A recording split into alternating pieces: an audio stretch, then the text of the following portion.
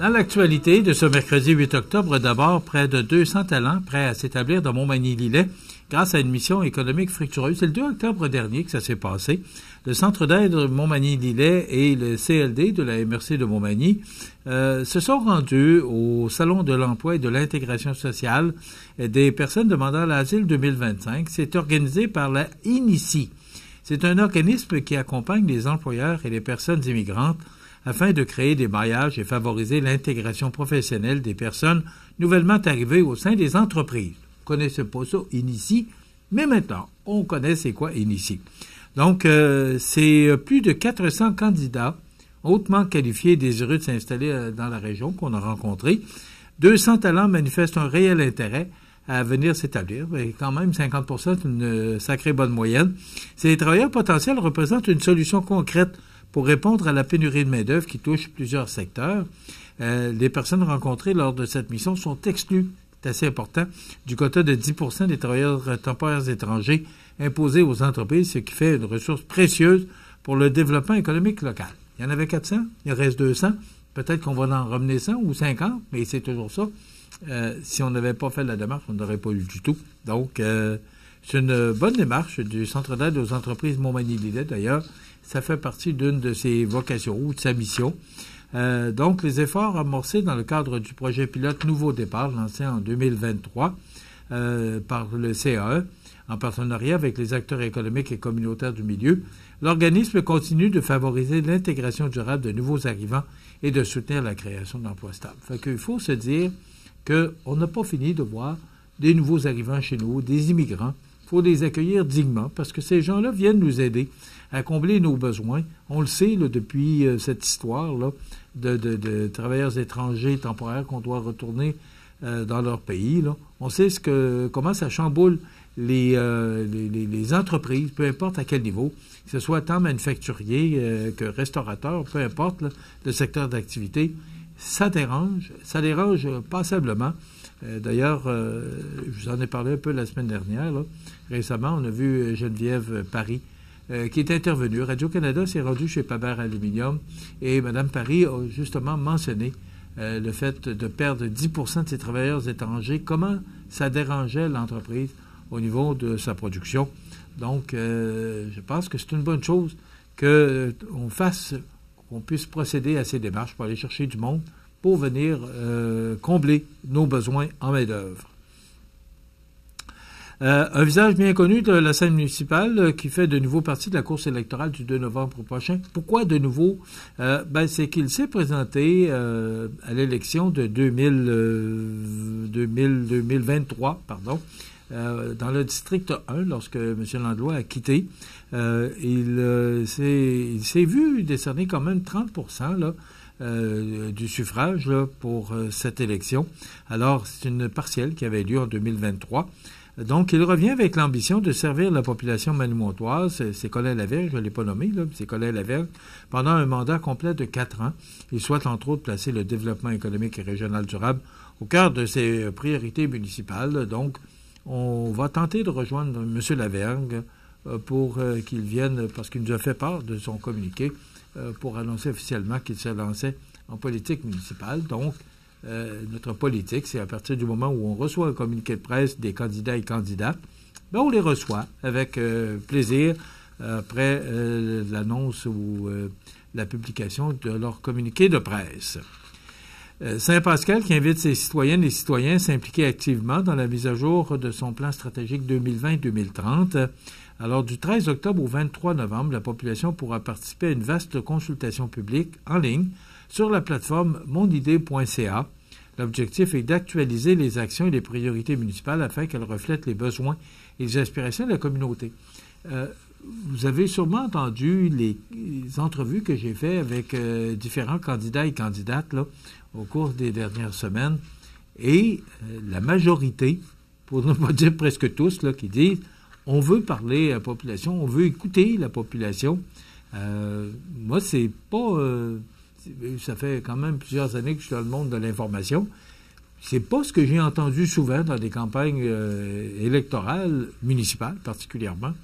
Mais là, on dirait que c'est le mot de passe de tout le monde. C'est l'ambition de tous les candidats et candidates d'écouter davantage les citoyens. Donc, moi, je trouve que c'est une bonne idée. Et aussi, les municipalités qui tiennent promesse, entre autres, Mme Morneau, qui est la mairesse de Saint-Pascal de Kamouraska, qui dit que elle veut connaître, elle veut entendre les gens de Saint-Pascal, leurs rêves, leurs ambitions, puis à partir de ce moment-là, on va créer un plan stratégique sur 10 ans.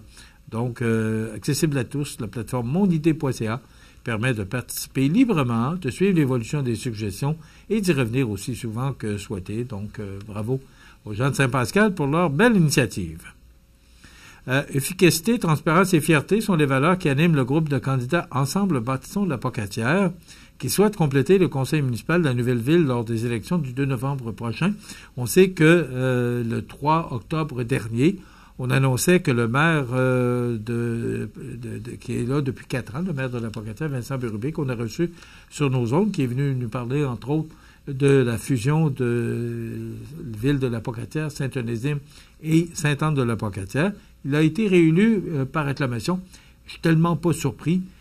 C'est un homme dynamique et aussi, il a amené sa ville avec cette fusion. C'est un projet qu'il avait. Même Bernard Généreux avait ce projet-là dans le temps. Il nous l'a mentionné lorsqu'il est venu en entrevue. Mais ça a été ardu. M. Bérubé nous l'a raconté comment ça s'est passé. C'est pas simple, mais il a réussi à réaliser son projet de fusion avec Saint-Onésime et Sainte-Anne de la Pocatière. Maintenant, il y a également Denis Lévesque et Maxime Paradis qui faisaient partie du groupe des 7. M. Bérubé nous l'a mentionné. C'était pas une équipe officielle, mais M. Bérubé se présentait en compagnie de 7 candidats, dont Émilie Dionne, Cathy Fontaine, Jean-François Pelletier, Natacha Pelletier, Denis Lévesque et Maxime Paradis. Donc, M. Bérubé et Denis Lévesque et Maxime Paradis ont été élus par acclamation.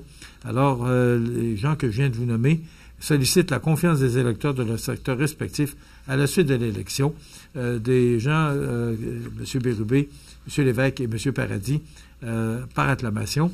Donc, ce qu'on veut, c'est que les 4 candidats souhaitent bâtir une ville où la démocratie, le développement économique, les loisirs et les services publics sont au cœur des priorités.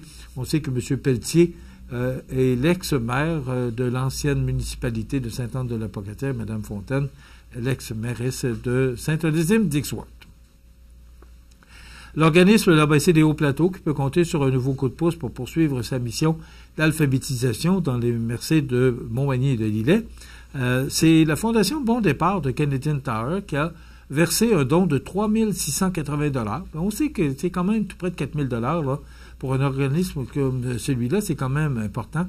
Ça a été remis à l'organisme avec la précieuse collaboration de François Grandisson, qui est marchand propriétaire du Canadian Tower de Montmagny. Ce montant servira à l'achat de livres, de matériel sensoriel et d'équipements sportifs qui permettront aux jeunes et aux intervenants de stimuler leur apprentissage tout en s'amusant. Donc, la contribution s'inscrit dans le programme de dons aux organismes de bienfaisance mis sur pied par la Fondation Bon Départ qui soutient des initiatives locales dans les communautés desservies par les 100 magasins Canadian Tower du Québec. Ben voilà, ça c'est sur la scène locale et régionale. Maintenant, sur la scène provinciale, nationale et internationale, on en a parlé beaucoup, mais le chasseur, là, dans la région de Saguenay, là, qui s'est perdu dans le Mont-Valin, Chloé Hudon l'a rencontré, il raconte son histoire. Il a passé 6 jours dans le bois avant d'être retrouvé par un chasseur là, qui est parti à la recherche de monsieur, attendez un petit peu que je retrouve son nom, Richard Bellil. Il s'est déplacé seul pour aller installer un piège, que je comprends là, dans le texte, et il s'est éloigné, puis il n'a pas retrouvé son chemin. Alors, il a été 6 jours dans le bois, et il raconte son histoire. Je dirais que c'est intéressant, mais j'aurais pas voulu être à sa place. Alors, on l'a retrouvé sain et sauf, quand même âgé de 72 ans, là. Je pense qu'il devait commencer à avoir hâte de revoir. Il entendait les hélicoptères, mais comme il n'avait pas son sac, il était parti seulement installer un piège, il n'y avait pas son sac, alors il n'y avait pas les moyens sécuritaires, dont le cellulaire ou GPS. Alors, voilà, une histoire très intéressante là, que Chloé Hudon nous raconte sur ce chasseur, M. Bellil, dans le Saguenay. Je ne sais pas si vous avez regardé les images, sûrement. C'était difficile de ne pas les voir parce que c'était sur tous les réseaux nationaux. Mark Carney, qui était en compagnie du président Trump hier dans le bureau ovale. Bon, M. Trump dit que ça va se régler puis que M. Carney devait repartir de Washington heureux. Mais il n'a pas l'intention de lâcher le morceau. Et je voyais hier, avec Gérald Filion, les chiffres au 31 août des revenus, des droits douaniers, là, au 31 août 2025, 2024, c'était 88 milliards, et au 31 août 2025, 195 milliards. Alors, on voit la différence que les gestes de M. Trump avec ses tarifs douaniers enrichissent les États-Unis, et c'est d'ailleurs son objectif, mais ça appauvrit les autres pays, dont le Canada. M. Carney semblait beaucoup plus à l'aise que ses premiers voyages ou ses premières rencontres avec M. Trump. Mais est-ce que ça va donner satisfaction? Est-ce que j'ai l'impression, en tout cas pour avoir écouté tous les commentateurs hier, la plupart des commentateurs là, qui ont assisté à la conférence de presse, dont Richard Latendresse de TVA, est-ce que M. Carney va réussir à obtenir ce qu'il veut? Il y a une entente. Là. On sait que le renouvellement de l'entente pour entre le Mexique, le Canada et les États-Unis pour le libre-échange doit se renouveler. Il est échu. Cette entente-là est échue en 2026. Alors, on doit la renouveler. Mais est-ce que ce sera à l'avantage du Canada? Pas sûr que M. Trump va lâcher le morceau. En tout cas, c'est une histoire à suivre. Mais quand même, on qualifie cette rencontre de positive et d'encourageante. Et je termine très rapidement en disant qu'à Québec et Lévis, seuls 30 des automobilistes céderaient le passage aux piétons. Je pense qu'on a peut-être un petit examen de confiance à faire là-dessus. C'est sous la plume de Dominique Lelièvre ce matin. Maintenant, demain, on vous présente exceptionnellement, habituellement c'est le mercredi, on vous présente la chronique culturelle. Et demain, dans le cadre de la campagne électorale municipale du 2 novembre prochain, on reçoit le candidat à la mairie de Montmagny, M. Pierre Bouffard. Donc, c'est ce qu'on vous propose pour cette émission de jeudi. Je vous souhaite de passer une excellente journée. Dans quelques instants, les avis de décès. On se retrouve demain. Bonne journée.